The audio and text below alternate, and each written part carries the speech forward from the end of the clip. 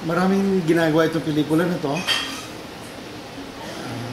Inahalukay yung bituka ng lipunan, ng korupsyon. Pinapalalim yung pagsusuri natin higit sa nakikita. Pinapalalim din kung gaano rin kalalim ang kagandahang loob ng tao. Ang mga bata, mga mahihirap, na hindi sila basta kasangkapan o piyon sa laro ng mga mayayaman at mga kurap. Pinapakita rin sa atin yung realidad ng pagtatanong pati sa Diyos. At pinapakita rin yung lalim ng pananampalataya. Bilang pare, nahihiya ako dahil sa tuwa na merong ibang pagpapare ang hindi pare, na ibang ginagamit ng Panginoon sa pagpapakita ng kagandahang loob niya at kagitingan ng bayan. Napakatindi ng pelikula. Yung simple pero tumatagos sa puso. Itong klaseng mga films na ating dapat pinapakita sa mga kabataan. Sana ang lahat ng mga mamamayan ng Pilipinas ay mapanood ito. Napakaraming matutunan. At ito ang nakita ko sa film na ito. Kahit na bata, kaya nakaka-relate dahil importante sa bata nakikita niya yung katotohanan sa aksyon ng mga matatanda. Masasabi kong napakalalim at napakaganda at napakagandang pagbibigay ng aral. In a very, sa wikang English, sinasabi natin, in a very, very artistic and subtle way. Hindi lamang sa loob ng simbahan, maging sa mga komunidad at sa mga eskwelahan. Dahil meron kang aral na makukuha, lalong-lalo na sa pagtitiwala at pananalig sa Diyos.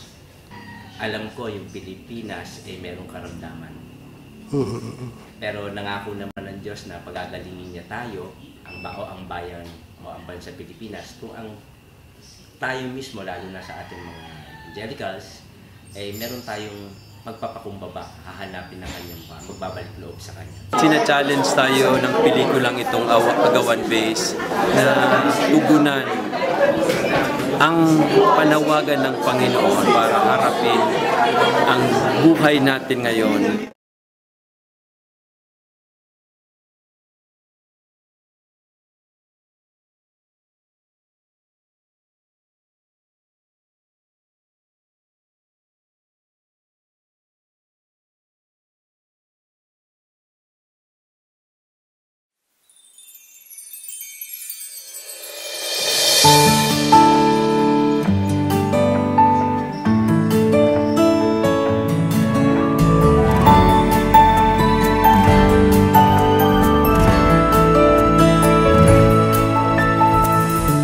Alam mo ba,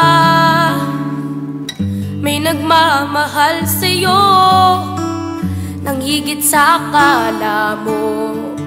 Inalay niyang lahat sa'yo, ang iyong hininga, paligid mong kay ganda. Mga taong kahanga-hanga, binigay sa'yo ng pusa.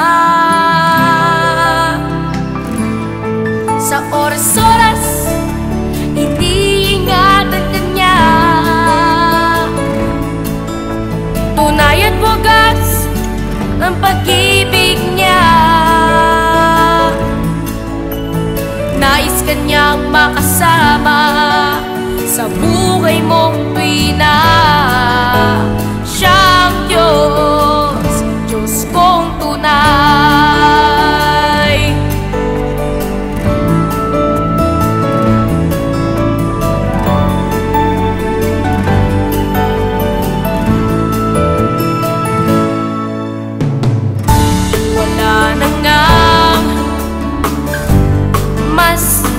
Higit pa sa kanyang pagmamahal,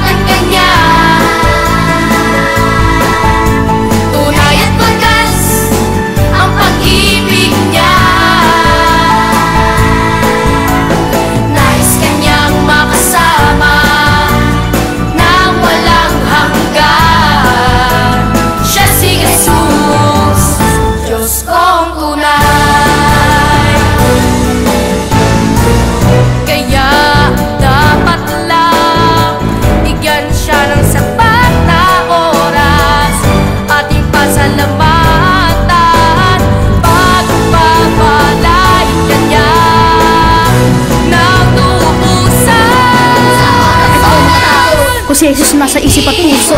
Kaluluwa hindi ko nahayaan mawali sa kanya ang aking kabilihan. Bakailan pa man siya ang tutawagin, ang Diyos ng buhay ko na aking mamahalin. Sa kanya ang dungay wala ang biguan, abing masarang ng buhay na wala hanggan. Subukan mo na sa kanya ay lumapit, kapayapaan sa puso'y masisilip. Di na alam ang magugulo ang isipan, sa piling niya puno ng kaligayahan. Gusto mo makamit ang kapayapaan, gawin mo to at huwag lang pag-isipan. Taligwara mong iyong nakasalanan, nagabuhay si Jesus na may kagilakan. Sa oras